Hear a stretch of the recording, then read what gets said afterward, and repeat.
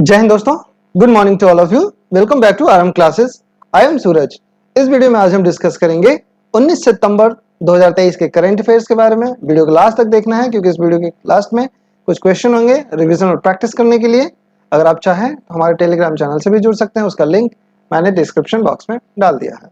अगर आपको वीडियो पसंद आए तो लाइक करें, शेयर करें और चैनल को सब्सक्राइब करना ना भूलें। So let's start.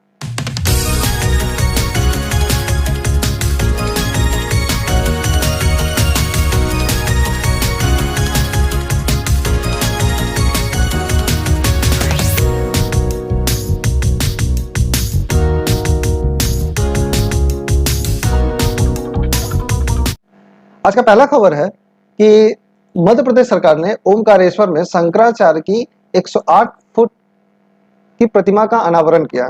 तो एक स्टैटिक जीके में भी काम आ जाएगा कि 18 सितंबर को मध्य प्रदेश के मुख्यमंत्री शिवराज सिंह चौहान ने इंदौर से लगभग 80 किलोमीटर दूर खंडवा जिले के मांधाता शहर में, जिसे ओमकारेश्वर के नाम से भी जाना जाता है, वहां पर 8वीं शताब्दी के दार्शनिक फिलोसोफर आदि शंकराचार्य की 108 फुट ऊंची प्रतिमा का अनावरण किया, जिसे एकात्मा की प्रतिमा स्टैचू ऑफ वननेस नाम दिया गया। एक और प्रतिमा की हम बात करें तो जैसा कि विदित है कि स्टैचू ऑफ इन यूनिटी, जिसमें सरदार वल्लभ भाई पटेल की मूर्ति का अनावरण किया गया था, वो दुनिया की सबसे ऊंची प्रतिमा है और उसे स्टैचू ऑफ यूनिटी नाम दिया गया है, जो भारत के गुजरात राज्य के केवड़िया के पास स्थित है, जो लगभग तकरीबन 597 फीट है। वही आदि शंकराचार्य की जो मूर्ति है वो 108 फीट ऊंची है। ये जो मूर्ति का अनावरण हुआ बेसिकली आदि शंकराचार्य को श्रद्धांजलि के तौर पर देने के लिए। यह प्रतिमा आदि शंकराचार्य को श्रद्धांजलि है, जो एक प्रतिष्ठित फिलोसोफर थे।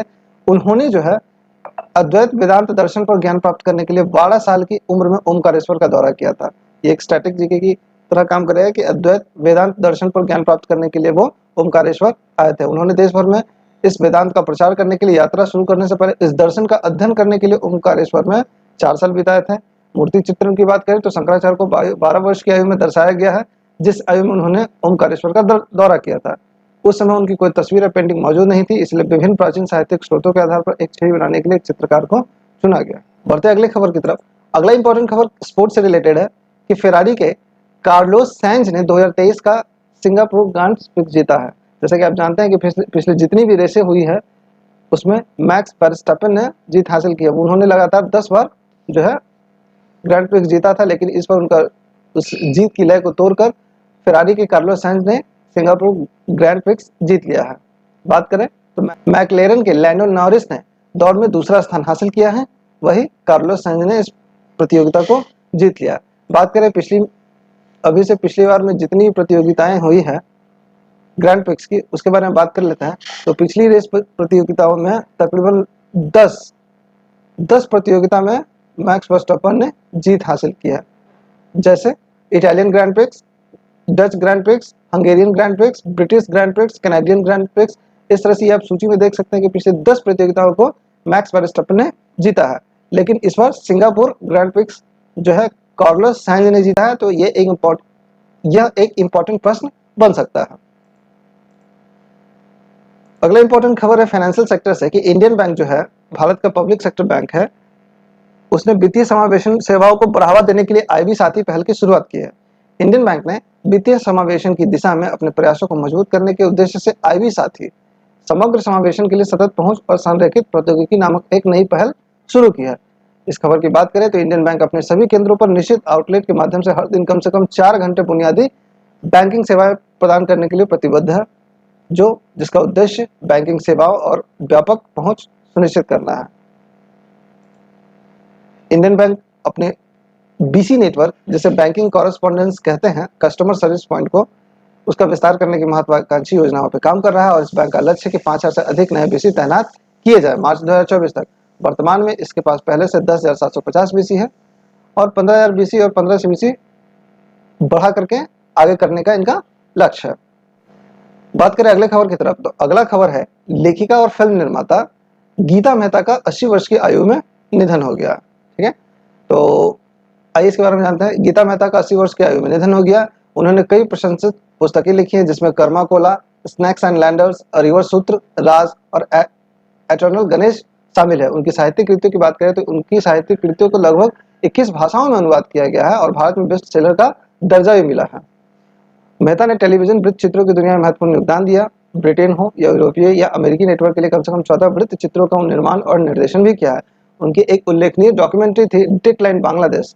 उसने 1971 में बांग्लादेश मुक्ति युद्ध को प्रदर्शित किया और भारत से ही अंतर्राष्ट्रीय स्तर पर इसे भी प्रदर्शित किया गया। तो लेखक और फिल्म निर्माता गीता मेहता का 80 वर्ष की आयु में निधन हो गया। उनकी पर्सनालिटी की बात करें तो 2019 में उन्हें पद्मश्री पुरस्कार से सम्मानित किया गया, लेकिन उन्होंने इसे स्वीकार करने का फैसला नहीं किया। इट मींस उन्होंने इसे स्वीकार नहीं किया।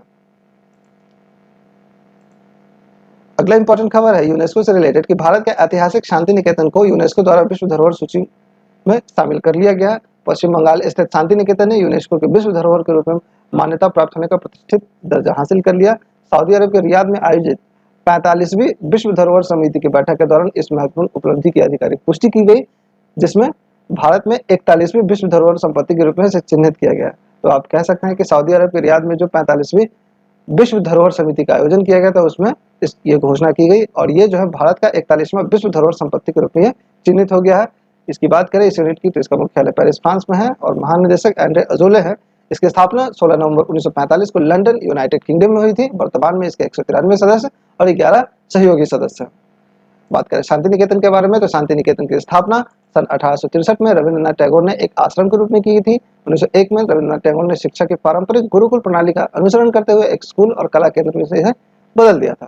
शांति निकेतन 2010 से यूनेस्को की अस्थायी सूची का हिस्सा रहा है, जो इसके संभावित सांस्कृतिक और ऐतिहासिक महत्व को दर्शाता है। यूनेस्को शिलालेख के लिए आधिकारिक नामांकन दस्तावेज जनवरी 2021 में विश्व धरोहर केंद्र को प्रस्तुत किया गया था। भारत के ऐतिहासिक शांति निकेतन जो है वो आपको विश्व धरोहर सूची में शामिल हो गए, जो भारत का 41वां चिन्हित स्थान है। बात करें रविंद्रनाथ टैगोर के बारे में तो टैगोर ने 1913 में साहित्य में नोबेल पुरस्कार जीता और यह सम्मान हासिल करने वाले वो पहले गैर यूरोपीय और पहले गीतकार बने। उनकी उल्लेखनीय कृतियों में गीतांजलि, घरे बहरे, भरोते भाग्यो विधाता, गोरा, जनगण मन, रविंद्र संगीत और अमर सोनार बांग्ला शामिल है। उन्हें अक्सर बंगाल का बॉट कहा जाता था, जो गुरुदेव, कवि गुरु और विश्व कवि जैसे उपनामों से जाना जाता था। यूनेस्को की बात करें तो संयुक्त राष्ट्र शैक्षिक, वैज्ञानिक और सांस्कृतिक संगठन संयुक्त राष्ट्र एक विशेष एजेंसी है। यह संयुक्त राष्ट्र सतत विकास समूह की सदस्य भी है, जो संयुक्त राष्ट्र एजेंसियों और संगठनों का एक गठबंधन है, जिसका उद्देश्य 7 विकास लक्ष्यों को पूरा करना है। बात करें अगले खबर की तरफ कि ऑडिट ब्यूरो ऑफ सर्कुलेशन के अध्यक्ष के रूप में श्रीनिवासन स्वामी को चुना गया। तो आर के स्वामी हंसा समूह के कार्यकारी अध्यक्ष श्रीनिवासन के स्वामी को 23-24 के लिए ऑडिट ब्यूरो ऑफ सर्कुलेशन समिति के अध्यक्ष के रूप में चुना गया। श्रीनिवासन के स्वामी वर्तमान में Asian federation of advertising association के अध्यक्ष हैं। उन्होंने इंटरनेशनल एडवर्टाइजिंग एसोसिएशन और advertising agencies association of India सहित विभिन्न संगठनों में नेतृत्व की भूमिका भी निभाई है। वही बात करें कि ऑडिट ब्यूरो ऑफ सर्कुलेशन में होर्मुजद मसानी ने ऑडिट ब्यूरो ऑफ सर्कुलेशन के महासचिव का पद संभाला है। इस यूनिट की बात करें तो इसकी स्थापना 1948 में हुई थी, जिसका मुख्यालय बंबई में है और एबीसी की अन्य प्रमुख नियुक्तियां है तो उपाध्यक्ष है वर्तमान में रियाद मैथ्यू, सचिव मोहित जैन, कोषाध्यक्ष विक्रम सखुजा। के श्रीनिवासन के स्वामी को ऑडिट ब्यूरो ऑफ सर्कुलेशन का अध्यक्ष चुना गया है।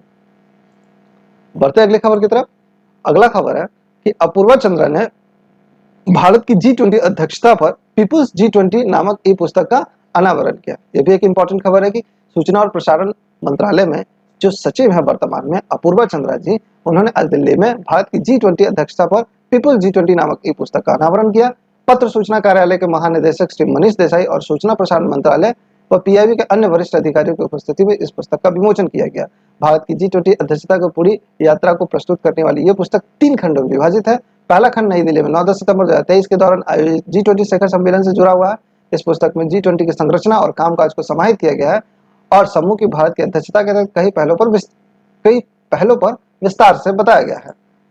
पुस्तक के दूसरे खंड की बात करें तो दूसरे खंड में शेरपा और वित्त ट्रैक के तहत विभिन्न कार्य समूहों की बैठक को सारांश दिया गया है और आखिरी खंड में एक वर्ष में देश में आयोजित जन भागीदारी कार्यक्रमों के बारे में एक फोटो निबंध भी दिया गया, जिसने भारत की G20 अध्यक्षता को लोगों द्वारा संचालित अभियान में इसे बदल दिया गया। अगर आप इस पुस्तक को देखना चाहते हैं तो इस लिंक पर क्लिक करके आप इस पुस्तक के ई बुक का लाभ उठा सकते हैं।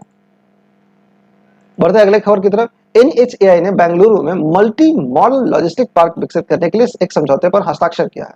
पीएम गति शक्ति राष्ट्रीय मास्टर प्लान के तहत देश में कार्यान्वित पहला और सबसे बड़ा मल्टी मॉडल लॉजिस्टिक पार्क बनाने की ओर NHAI अग्रसर है। भारतीय राष्ट्रीय राजमार्ग प्राधिकरण की 100% स्वामित्व वाली company national highway logistic management limited ने बेंगलुरु में मल्टी मॉडल लॉजिस्टिक पार्क के विकास के लिए एक समझौते पर हस्ताक्षर किया है, जिसे सार्वजनिक निजी भागीदारी मॉडल के तहत 1770 करोड़ रुपए की अनुमानित लागत पर विकसित करने का इसे प्रस्ताव है। तो NHAI ने बेंगलुरु में मल्टी मॉडल विकसित करने के लिए एक समझौते ज्ञापन पर हस्ताक्षर किया है। बात करें कि NMLP को कर्नाटक के बेंगलुरु ग्रामीण जिले के मुंदेलिंगनहल्ली में 400 एकड़ क्षेत्र में विकसित किया जा रहा है। यह परियोजना पीएम गति शक्ति मास्टर प्लान के तहत देश में लागू की गई पहली और सबसे बड़ी MMLP बनने की ओर अग्रसर है। MMLP multi modal logistic park.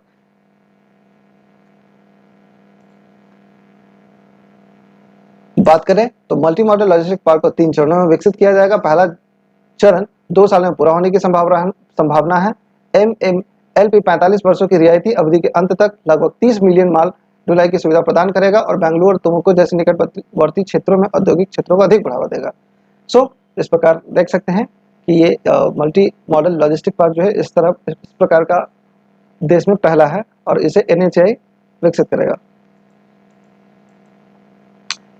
एक और इंपॉर्टेंट खबर है कि महाराष्ट्र में कुछ स्थानों के नाम बदले गए हैं। जैसे महाराष्ट्र ने औरंगाबाद, उस्मानाबाद के नाम बदलने पर ऑफिशियल नोटिफिकेशन जारी कर दिया गया। वो जो नाम में परिवर्तन किया गया था इसके लिए ऑफिशियल नोटिफिकेशन जारी कर दिया गया।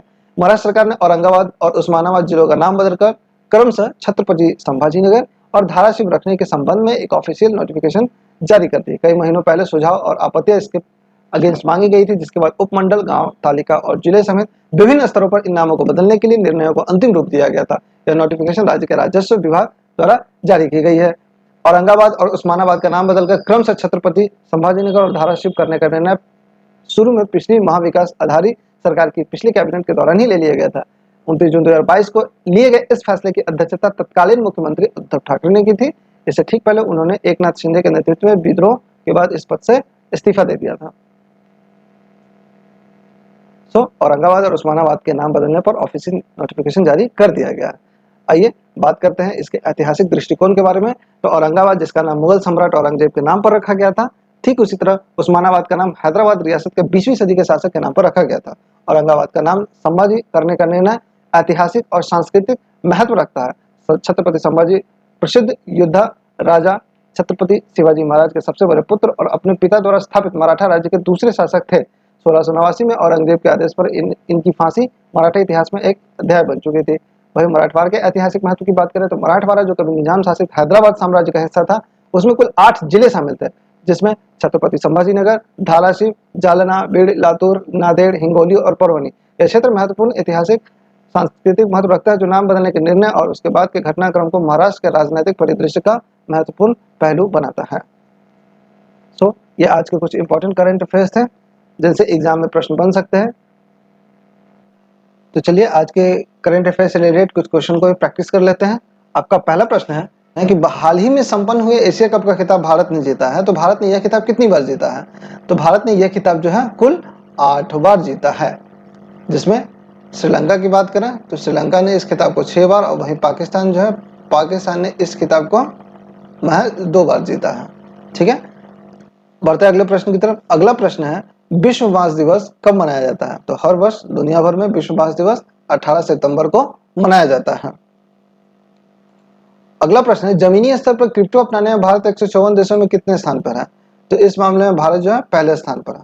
हमने अभी बताया कि जमीनी स्तर पर क्रिप्टो अपनाने में 154 देशों में भारत पहले स्थान पर है। और नया जो टैक्सेशन का नियम है, इसमें प्रॉफिट पर 30% टैक्स और इसके क्रिप्टो के ट्रेड पर 1% TDS लगेगा। अगला प्रश्न है नई दिल्ली में 84 कलाकारों को एक राष्ट्रीय सम्मान संगीत नाटक अकादमी अमृत पुरस्कार से सम्मानित किया गया है, जिसमें बिहार के कितने कलाकारों को यह पुरस्कार दिया गया है? तो कितने कलाकारों को दिया है? तो बिहार के 4 कलाकारों को संगीत नाटक अकादमी अमृत पुरस्कार से सम्मानित किया गया है। ठीक है, अगला प्रश्न है आपका निम्नलिखित में से किस शहर में दिव्य कला मेला आयोजित किया जाएगा? तो इस प्रश्न का आपका अभिष्ट उत्तर है वाराणसी। वाराणसी में दिव्य कला मेला का आयोजन किया जाएगा। और बढ़ते आज के अगले और अंतिम प्रश्न की तरफ। आपका अगला प्रश्न है कि निम्नलिखित में से किस राज्य ने मुख्यमंत्री संपूर्ण पुष्टि योजना शुरू किया? तो मुख्यमंत्री संपूर्ण पुष्टि योजना शुरू किया आपका उड़ीसा सरकार के द्वारा। उड़ीसा सरकार ने पोषण में बढ़ोतरी के लिए मुख्यमंत्री संपूर्ण पुष्टि योजना शुरू की है। तो ये आज के कुछ इंपॉर्टेंट करंट अफेयर्स थे और उससे रिलेटेड क्वेश्चन थे जिनसे एग्जाम में प्रश्न बन सकते हैं। आप इन्हें पढ़ें और अपनी रणनीति में शामिल करें। मिलते हैं अगले वीडियो में। धन्यवाद। अगला प्रश्न है, विश्व ओजोन दिवस कब मनाया जाता है? तो विश्व ओजोन दिवस प्रति वर्ष 16 सितंबर को मनाया जाता है। अगला इंपॉर्टेंट प्रश्न, विश्व रोगी सुरक्षा दिवस कब मनाया जाता है? तो ये प्रतिवर्ष वर्ल्ड पेशेंट सेफ्टी डे मनाया जाता है प्रतिवर्ष 17 सितंबर को। अगला प्रश्न है, निम्नलिखित में से किस राज्य को सामाजिक सुरक्षा बढ़ाने के लिए विश्व बैंक फंड देगा? तो इस प्रश्न का अभिष्ट उत्तर है आपका ओडिशा। ओडिशा जो है विश्व बैंक से 397 करोड़ का लोन ले रहा है सामाजिक सुरक्षा को बढ़ाने के लिए। अगला प्रश्न है, निम्नलिखित में से किस शहर में दिव्य कला मेला आयोजित किया जाएगा? तो इस प्रश्न का आपका अभिष्ट उत्तर है वाराणसी। वाराणसी में दिव्यांगजनों के लिए दिव्य कला मेला का आयोजन किया जाएगा। और आज का अगला और अंतिम प्रश्न है, निम्नलिखित में से किस राज्य ने मुख्यमंत्री संपूर्ण पुष्टि योजना शुरू किया? तो पोषण को बढ़ावा देने के लिए माताओं और बहनों और किशोरियों की में पोषण में वृद्धि के लिए उड़ीसा के मुख्यमंत्री नवीन पटनायक द्वारा मुख्यमंत्री संपूर्ण पुष्टि योजना की शुरुआत की गई है। सो इस प्रश्न का आपका अभिष्ट उत्तर हो जाएगा उड़ीसा। सो ये आज के कुछ इंपॉर्टेंट करंट अफेयर्स थे, उससे रिलेटेड क्वेश्चन थे जिनसे एग्जाम में प्रश्न बन सकते हैं। आप इन्हें पढ़ें और अपनी रणनीति में शामिल करें। मिलते हैं अगले वीडियो में। धन्यवाद।